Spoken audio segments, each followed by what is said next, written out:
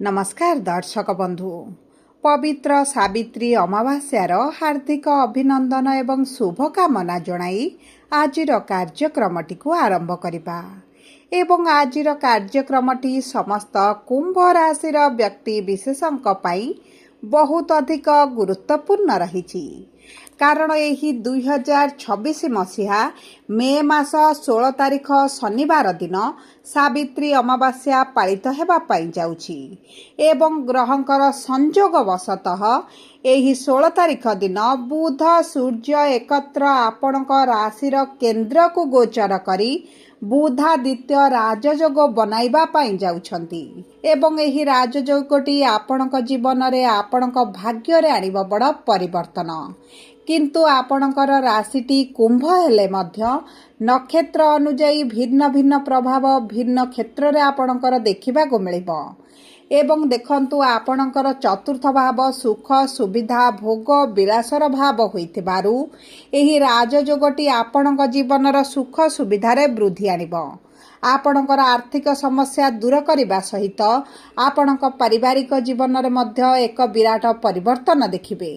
देखंतु एही सावित्री अमावास्या दिन तीनोटी शुभ ग्रहंकर परिवर्तन जी आपणकर भाग्यर अधिपति लाभर अधिपति एवं धनर अधिपति अटंती आपणकर केन्द्र को बा त्रिकोणर भाव को गोचर करुथिबारु आपणकर भाग्य साथ देबा सहित अनेक दिगरु अनेक गुड़िए लाभ प्राप्ति हेबा पाई जाउछि। समस्त सुख आपण को प्राप्ति हेबा पाई जाउछि। तेबे आसंतु जानिपा आपणक नक्षत्र अनुजाई आपण को केउ क्षेत्र रे केबेठारु शुभ फल प्राप्ति हेबो। किंतु आपणकर जदि कुंभ राशि होइथाए तेबं आपण भी ईश्वर को आंतरिक भक्ति एवं विश्वास करती तेबे वीडियोटी को लाइक करंतु। कमेंट बॉक्स रे जय जगन्नाथ जय मां लक्ष्मी अवश्य लिखि दियंतु। ता सहित आम सह जोगाजोग करिबा पई वीडियोर मध्य भाग रे एक व्हाट्सएप नंबर टी दिया जाइछि। जो नंबर साहाय्य आपण आम सह जोगाजोग करी निजर नूतन कुंडली प्रस्तुत करें कुंडली विश्लेषण कराइपारे किंबा आपणकर चाकरी विवाह व्यवसाय प्रेम संपर्क शिक्षा स्वास्थ्य को नहीं किसी समस्या रही तार सहज एवं स्वल्प मूल्य रे समाधान करें। से आपण आम सह वीडियोर शेष पर्यंत जोड़ी होई रुहंतु एवं व्हाट्सएप नंबर माध्यम आम सह जोगाजोग करी खूब कम मूल्य रे आपणक समस्यार समाधान करंतु। एबे आसंतु कार्यक्रमटी को आग को बढ़ाइबा एवं जानिबा आपणकर राशि कुंभ हेले मध्य नक्षत्र अनुजाई एही सावित्री अमावास्या परठारु एही बुधादित्य राजयोग फल आपण को केमिति केबेठारु केउ क्षेत्र रे प्राप्त हेबा पाई जाउछि। देखंतु आपणकर तृतीय भाव रे बुध सूर्य एकत्र विराजमान करिथिले एवं शनि द्वितीय भाव रे धनर भाव रे विराजमान करिथिबारु आर्थिक समस्या सहित पारिवारिक जीवन रे आपण मध्य विशृंखला देखुथिले। आपण जो व्यक्ति मानकु साहाय्य सहयोग करथिले सेही व्यक्ति माने आपणकर शत्रु साजुचंती किछि आत्मीय परिजन मध्य आपणक ठारु दूरता बनाइछंती एवं आपणकर जो माने मित्र भाबुचंती एवं सेही माने परिशेष रे शत्रु हेउचंती। गुप्त शत्रु बुद्धि पाइबा सहित आपणकर शिक्षा हेउ आपणक चाकरी क्षेत्र रे मध्य आपण बहुत अधिक समस्या देखुचंती।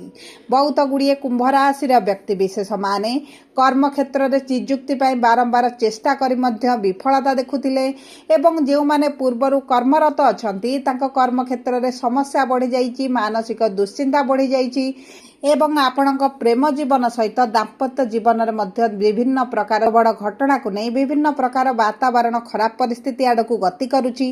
देखंतु एही भली जहाँ भी नकारात्मक समस्या आपणक जीवन रे बढ़ी चलीथिला दीर्घ 7.5 वर्ष हला लागि रहिछि ताहा एही सावित्री अमावास्या परठारु किछि कांश रे दूर हेबा पाई जाउछि। तेबे आसंतु जानिबा कुंभ राशि तीनोटी नक्षत्रंग विषय रे। देखंतु कुंभ राशि तीनोटी नक्षत्र रही थाए धनिष्ठा कुंभ शतभिषा कुंभ एवं पूर्व भाद्रपद कुंभ राशि। सर्वप्रथम जानिबा धनिष्ठा कुंभ राशि व्यक्ति विशेषक जीवन 23/11 कुंभ राशि व्यक्ति विशेष मानकर नक्षत्राधिपति मंगल विराजमान करिसेंती स्वराशि त्रिकोणर भाव रे। ଆପଣଙ୍କର ଯଦି କିଛି ଜମି ଭୂମି ଯାନ କ୍ରୟ କରିବା ପାଇଁ ଚିନ୍ତା କରୁଥିଲେ ଆପଣଙ୍କ ପାଇଁ ଉତ୍ତମ ସମୟ ରହିଛି।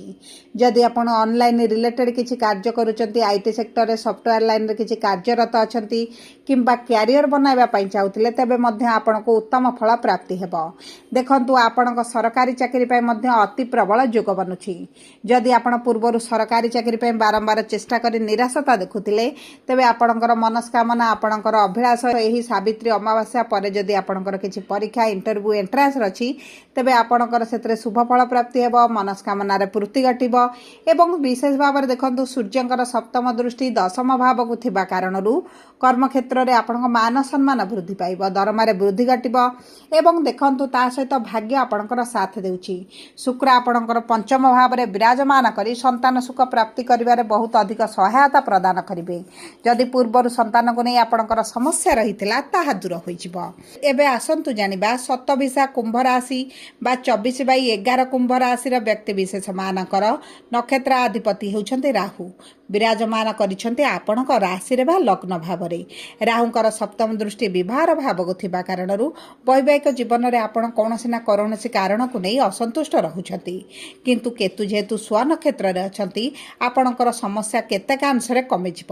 ଯଦି ବିବାହରେ ବାଧା ବିଘ୍ନ ସମସ୍ୟା ଆସୁଥିଲା ତାହା ଦୂର ହୋଇଯିବ। ଦେଖନ୍ତୁ, ଯଦି ଆପଣଙ୍କର ବୟସ 35 ଅତିକ୍ରମ କରିଗଲାଣି ତେବେ ମଧ୍ୟ ଆପଣଙ୍କର ବିବାହର ଯୋଗ ବହୁତ ଭଲ ରହିଛି। ଆପଣଙ୍କର ବିବାହ ହୋଇପାରେ କିମ୍ବା ବିବାହ ଠିକ୍ ହୋଇ ରହିପାରେ। ଏବଂ ତା ସହିତ ଯେଉଁମାନେ ପାର୍ଟନରସିପ୍ରେ କିଛି କାର୍ଯ୍ୟ କରୁଥିଲେ ମାନ୍ଦା ପରିସ୍ଥିତି ଦେଖୁଛନ୍ତି, ଠକାମିର ଶିକାର ହୋଇଛନ୍ତି, ସେମାନଙ୍କର ପାର୍ଟନରସିପ୍ ବ୍ୟବସାୟରେ ନିଶ୍ଚିତ ଭାବରେ ଉନ୍ନତି ଆସିବ। ଯଦି ଆପଣ ପାର୍ଟନରସିପ୍ ଛାଡ଼ି ଅନ୍ୟତ୍ର ନିଜର ସ୍ୱତନ୍ତ୍ର ବ୍ୟବସାୟ ଆରମ୍ଭ କରିବା ପାଇଁ ଚାହୁଁଛନ୍ତି ତେବେ ମଧ୍ୟ ଆପଣଙ୍କ ପାଇଁ ଶୁଭଦାୟକ ରହିବ। ଦେଖନ୍ତୁ, ଆପଣଙ୍କର ଭାଗ୍ୟାଧିପତି ଏବଂ ଲାଭାଧିପତି ଗୁରୁ ଶୁକ୍ର ଏକତ୍ର ପଞ୍ଚମ ଭାବ ତ୍ରିକୋଣରେ ବିରାଜମାନ କରିଥିବାରୁ ଭାଗ୍ୟ ସାଥ ଦେବ ଏବଂ ଲାଭ ବୃଦ୍ଧି ପାଇବ, ରୋଜଗାର ବୃଦ୍ଧି ଘଟିବ, ଧନ ସମ୍ପତ୍ତିରେ ବଢ଼ୋତୀ ହେବ। ଯଦି ଆପଣଙ୍କର ପୂର୍ବରୁ ଧାର କରଜ ଋଣ ରହିଛି ତାହା ମଧ୍ୟ ଶୁଝିବା ପାଇଁ ଆପଣ ସକ୍ଷମ ହେବେ।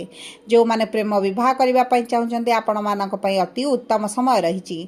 କୋର୍ଟ କଚେରୀ କେସ୍ ଯଦି କିଛି ଚାଲିଛି ସେଥିରୁ ଆପଣ ବାହାରକୁ ଆସିବେ। ଏବେ ଆସନ୍ତୁ ଜାଣିବା ପୂର୍ବ ଭାଦ୍ରପଦ କୁମ୍ଭ ରାଶି ବା 25/11 କୁମ୍ଭ ରାଶିର ବ୍ୟକ୍ତିବିଶେଷ ମାନଙ୍କର ନକ୍ଷତ୍ର ଅଧିପତି ହେଉଛନ୍ତି ଦେବଗୁରୁ ବୃହସ୍ପତି। ଗୁରୁ ପଞ୍ଚମ ଭାବରେ ବିରାଜମାନ କରିଛନ୍ତି। ବିଦ୍ୟାର୍ଥୀମାନଙ୍କୁ ଶିକ୍ଷା କ୍ଷେତ୍ରରେ ଅତି ଉତ୍ତମ ଫଳ ପ୍ରାପ୍ତି ହେବ। ମନପସନ୍ଦର କଲେଜ ହେଉ, ମନପସନ୍ଦର କୋର୍ସ ମଧ୍ୟ ଆପଣ କରିପାରନ୍ତି। ଯଦି ପୂର୍ବରୁ ଉଚ୍ଚଶିକ୍ଷା କରିବାର ଅଭିଳାଷ ରହିଥିଲା ତେବେ ତାହା ମଧ୍ୟ ଆପଣଙ୍କର ପୂରଣ ହୋଇଯିବ। ଯଦି ଘରଠାରୁ ଦୂରରେ ରହି କିଛି କାର୍ଯ୍ୟ ଆରମ୍ଭ କରିବା ପାଇଁ ଚାହୁଁଥିଲେ, ଶିକ୍ଷା ପ୍ରାପ୍ତି କରିବା ପାଇଁ ଚାହୁଁଥିଲେ ତେବେ ମଧ୍ୟ ଆପଣଙ୍କର ଯେଉଁ ସବୁ ସମସ୍ୟା ଗୁଡ଼ିକ ଆସୁଥିଲା ତାହା ଦୂର ହୋଇଯିବ। ସନ୍ତାନ ପ୍ରାପ୍ତି ପାଇଁ ଅତି ପ୍ରବଳ ଯୋଗ ବନୁଛି। ଯଦି ଆପଣଙ୍କର ସନ୍ତାନକୁ ନେଇ ଆପଣ ଚିନ୍ତିତ ରହିଥିଲେ ତେବେ ମଧ୍ୟ ଆପଣଙ୍କର ଚିନ୍ତା ଦୂର ହୋଇଯିବ। ଆପଣଙ୍କର ଜ୍ୟେଷ୍ଠ ସନ୍ତାନଙ୍କ ଭାଗ୍ୟ ତାଙ୍କ ସାଥ ଦେଉଛି। ଜ୍ୟେଷ୍ଠ ସନ୍ତାନଙ୍କର ଯଦି ଜୀବନରେ କିଛି ସମସ୍ୟା ଚାଲିଥିଲା ତାହା ମଧ୍ୟ ତାଙ୍କର ଦୂର ହୋଇଯିବ। ଯଦି ଆପଣଙ୍କ ଜୀବନସାଥୀଙ୍କ ଜୀବନରେ ସମସ୍ୟା ଚାଲିଛି, କ୍ୟାରିୟରରେ ଉତ୍ଥାନ ପତନ ଦେଖୁଛନ୍ତି ତେବେ ଏହି ସାବିତ୍ରୀ ଅମାବାସ୍ୟା ପରଠାରୁ ତାଙ୍କ କ୍ୟାରିୟରରେ ନିଶ୍ଚିତ ଭାବରେ ଆପଣ ପରିବର୍ତ୍ତନ ଦେଖିବେ। ଜମି ଭୂମି ଯାନ ବାହନ ଯଦି କ୍ରୟ କରିବା ପାଇଁ ଚାହୁଁଛନ୍ତି ତେବେ ଆପଣଙ୍କ ପାଇଁ ଉତ୍ତମ ସମୟ ରହିଛି। ଆପଣଙ୍କର ଅର୍ଥ ସେଭିଂସ୍ ଅବଶ୍ୟ କମିପାରେ, ନିଜ ପାଇଁ କିଛିଟା ଅର୍ଥ ଖର୍ଚ୍ଚ କରିପାରନ୍ତି। ତା ସହିତ ଆପଣଙ୍କ ସୁଖ ସୁବିଧା ଭୋଗ ବିଳାସ ପାଇଁ ମଧ୍ୟ ଆପଣ ଅର୍ଥ ଖର୍ଚ୍ଚ କରିପାରନ୍ତି। ଆପଣଙ୍କ ମାଙ୍କ ସହିତ ତିକ୍ତତା ଆସିପାରେ, ମାଙ୍କ ସହିତ ଯୁକ୍ତିତର୍କ ଭଳି ପରିସ୍ଥିତି ମଧ୍ୟ ଦେଖିପାରନ୍ତି। ସେଥିପ୍ରତି ଆପଣଙ୍କୁ ଦୃଷ୍ଟି ଦେବାକୁ ପଡ଼ିବ। ସବୁ ପରେ ଦେଖନ୍ତୁ, ଶନିଙ୍କର 7.5 ଯେହେତୁ ଚାଲିଛି, ଆପଣ ଅଶୁଭତ୍ୱକୁ ଦୂର କରି ଶୁଭାଶୁଭ ଫଳକୁ ବୃଦ୍ଧି କରିବା ପାଇଁ ପ୍ରତ୍ୟେକ ଦିନ ଶନିଙ୍କର ବୀଜ ମନ୍ତ୍ର 108 ଥର ପାଠ କରନ୍ତୁ ଏବଂ ସନ୍ଧ୍ୟା ସମୟରେ ପାଠ କରନ୍ତୁ। ତା ସହିତ ହନୁମାନ ଚାଳିଶା ପାଠ କରନ୍ତୁ। ପ୍ରତ୍ୟେକ ଶନିବାର ଦିନ ଶନିଙ୍କ ମନ୍ଦିରରେ ସୋରିଷ ତେଲର ଦୀପଟିଏ ଜାଳନ୍ତୁ। ଗରିବ ଲୋକମାନଙ୍କୁ କଳା ରଙ୍ଗର ଜିନିଷ କିଛି ଦାନ କରନ୍ତୁ। ଚେଷ୍ଟା କରନ୍ତୁ ପ୍ରତି ମଙ୍ଗଳବାର ଦିନ ହନୁମାନଙ୍କ ମନ୍ଦିରରେ ସିନ୍ଦୁର ଏବଂ ଚମେଲି ତେଲ ଅର୍ପଣ କରିବା ପାଇଁ।